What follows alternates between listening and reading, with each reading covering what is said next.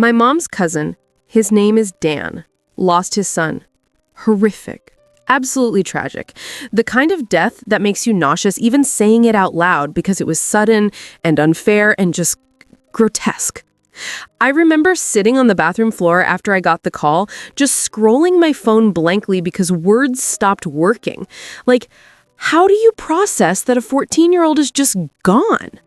I went to the funeral, open casket, tiny white sneakers in the corner. I swear I'll never unsee it.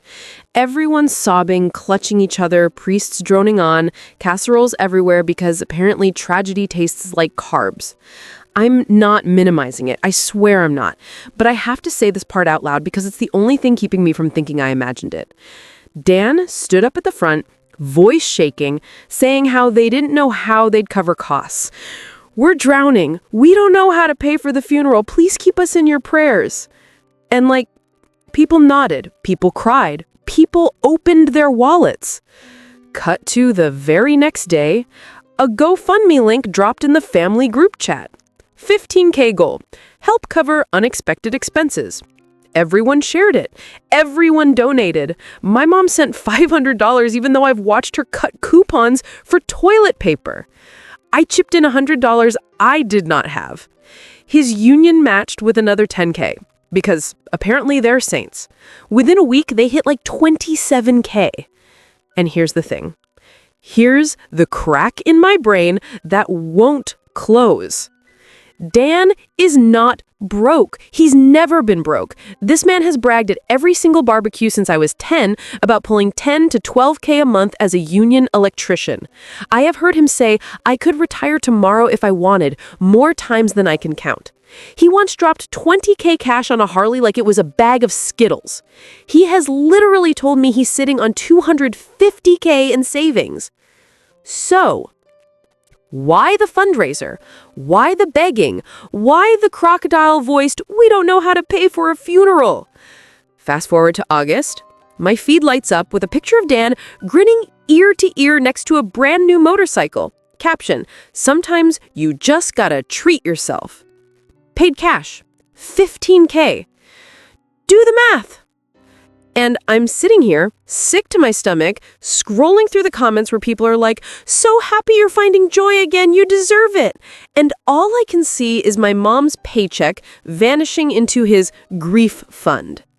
But if I say anything, I'm the monster. I'm the cold-hearted bitch who doesn't understand grief. Because people keep reminding me, everyone copes differently. If toys help him, let him have toys. And maybe that's true. Maybe.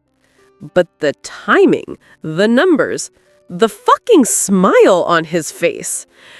I feel like I'm the only one who sees the mask slipping, and I can't tell if I'm spiraling or if everyone else is just too polite to call it what it is. The worst part? The group chat receipts. Family group chat, July 3rd. Aunt Linda, Dan, please let us know if you need anything, meals, rides, cleaning, anything at all. Dan, we're just trying to make it day by day. Bills don't stop. It's overwhelming. Me. Do you need me to come by and help sort paperwork? I can make calls. Dan. That's sweet but unnecessary. Just keep us in your prayers. Cut to brand new motorcycle a month later. What? And I keep gaslighting myself because maybe motorcycles are his coping mechanism. Maybe spending $15K in grief money isn't shady. Maybe I'm the asshole for even questioning it. But then I see my mom's face when she looks at her empty bank account and says, at least it went to a good cause. And I want to scream. Because did it? Did it really? Okay, so apparently the universe heard me questioning things and decided to serve me a buffet of WTF did I just witness. First red flag moment, the family dinner. Dan's sister, so technically my mom's cousin too, because this family tree is a tangle of incest-adjacent spaghetti, invited everyone over until she called it a healing night. Except it wasn't healing. It was a weird wine-soaked TED Talk starring Dan. He sat there at the head of the table, somber, head bowed. He started talking about how hard it's been. Fair. Totally fair. But then he segued into this whole speech about how he never realized how fragile finances are until tragedy struck. Pause. I actually choked on my lasagna. This man makes six figures and has said the words, "I don't even notice inflation," out loud before. And suddenly he's preaching about financial fragility. People were nodding. My mom dabbed her eyes. His sister patted his hand. And then he actually said, "We couldn't have done it without everyone's generosity. Your donations kept us afloat. I'll never forget it." Donations kept him afloat. Do you know what it feels like to bite your tongue so hard you actually taste blood? Because I sat there watching him say that with a brand new Apple Watch on his wrist and motorcycle keys peeking out of his pocket.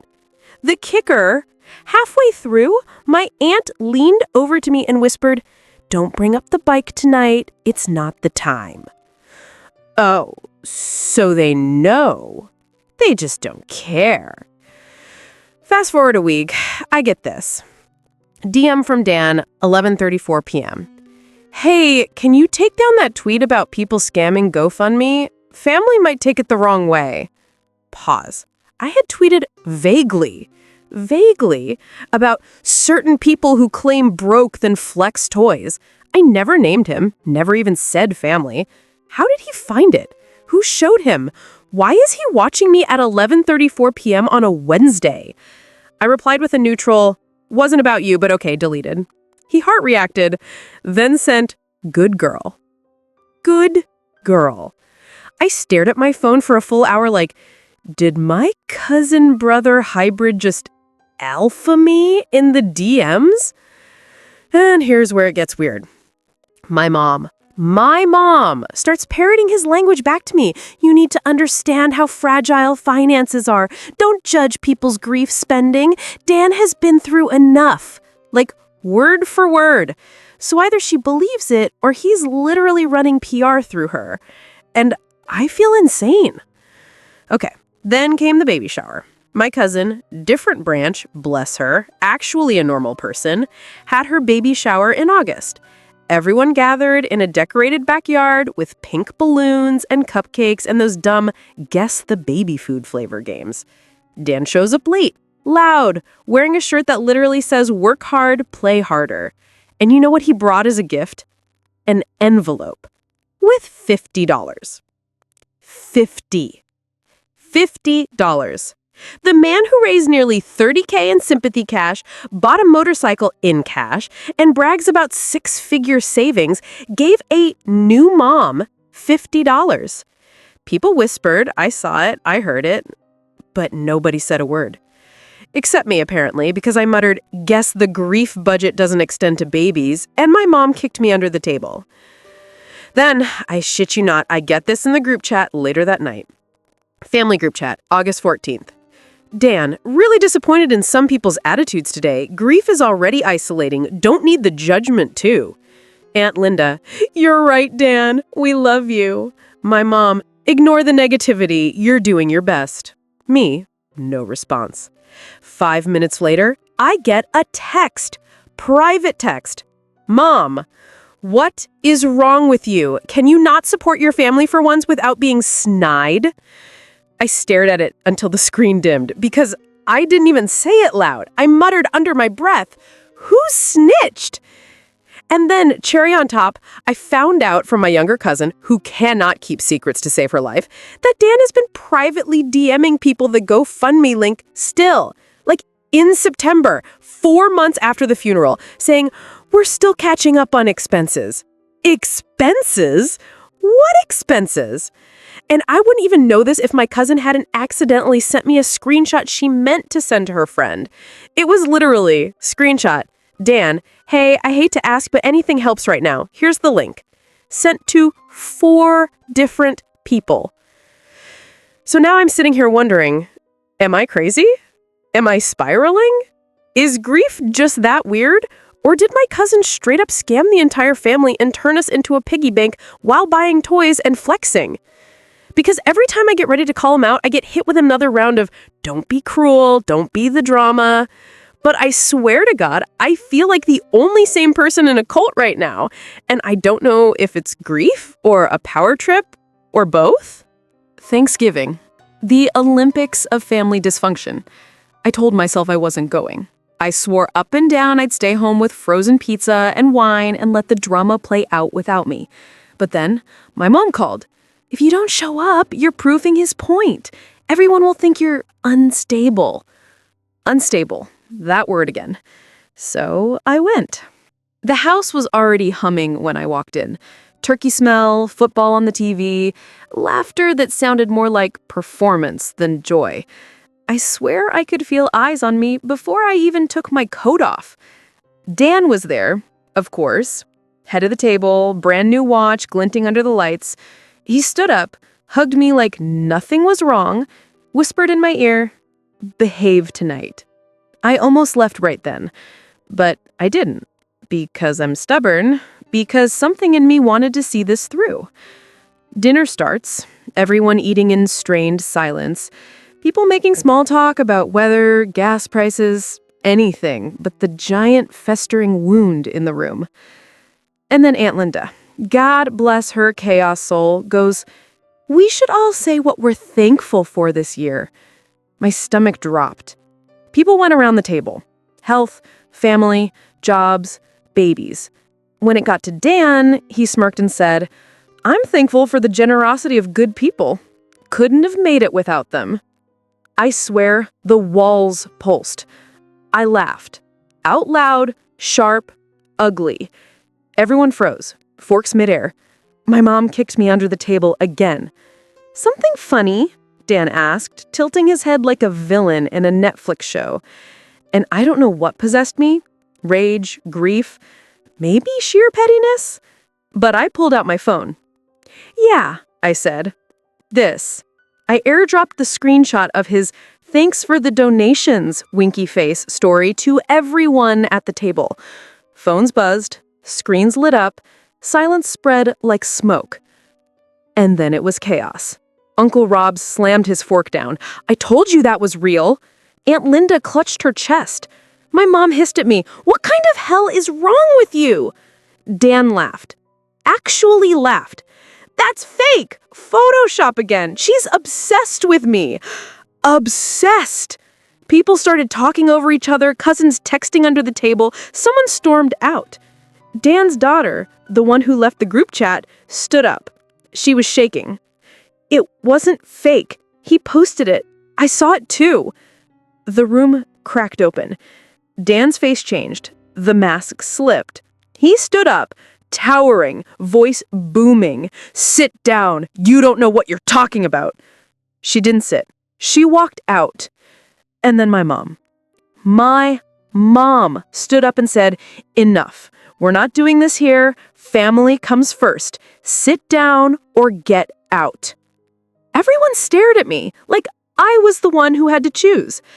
So I got up, picked up my coat, walked to the door. Dan called after me. Calm again, sugar sweet.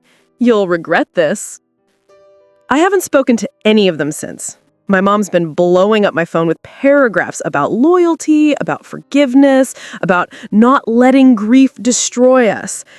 Dan sent me another voice note. I haven't opened it. But here's the thing. I'm not spiraling anymore. I know what I saw. I know what he did. The only question left is, do I leak it publicly? Because if I do, it's not just family drama anymore. It's a full-on scandal. His union, his church, his friends, everyone will see. And maybe that's the only way the mask finally stays off. For now, I haven't hit post, but I'm staring at the upload button. And I think he knows it. Because yesterday, I tried to log into my Venmo, and guess what? Password changed. Family cookout. It was supposed to be normal. Burgers, kids screaming, Aunt Linda's potato salad that tastes like drywall. Except it wasn't normal. It was a horror movie dressed up as a picnic because Dan shows up in a matching Harley jacket and boots, like straight out of a catalog, strutting, sunglasses indoors level confidence. He hugs everyone, kisses babies, tells stories like he is the tragic hero of the summer. And then he does the thing. He pulls out his phone, taps his beer bottle for attention, and goes, "I just want to thank everyone again for stepping up when we were drowning. I'll never forget it." And I swear I actually blacked out for a second because the audacity was nuclear. He looked at me when he said it, direct eye contact, like he knew, like it was aimed. My chest was buzzing. I thought I was going to scream, but then someone beat me to it. My cousin's husband, bless his chaos soul, goes, "Funny how you were drowning, but somehow bought a new bike." The silence. The silence. Aunt Linda froze with a fork in her mouth. My mom turned red. Someone dropped a plate. And Dan laughed, and said, "Retail therapy, man."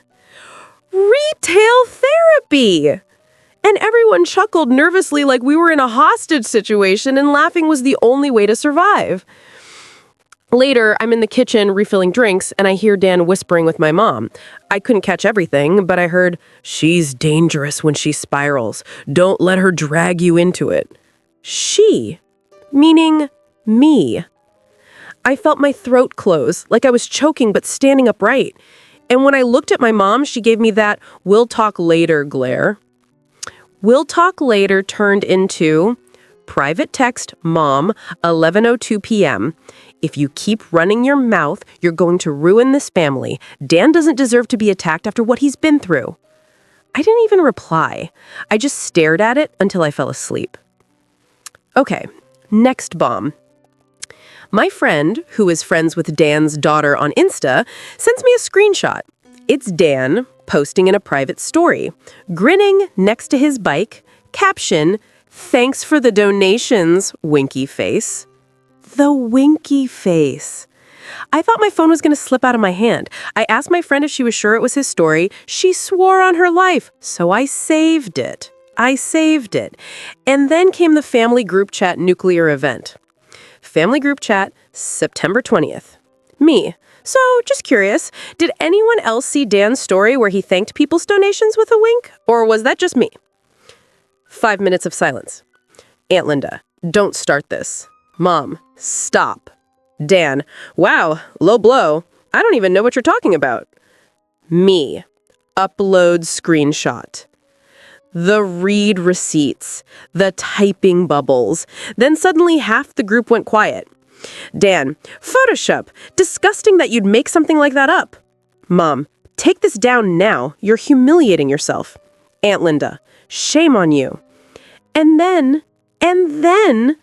Dan's daughter leaves the chat. Just leaves. No explanation. Gone. The silence after that was deafening. My phone starts blowing up with private messages. Cousin Jessica, "Okay, NGL, I saw that story too. You're not crazy." Uncle Rob, "Don't drag me into this, but yeah, he posted it." Mom, "Delete that screenshot or don't come to Thanksgiving." So which is it? I'm crazy or everyone saw it but is pretending they didn't?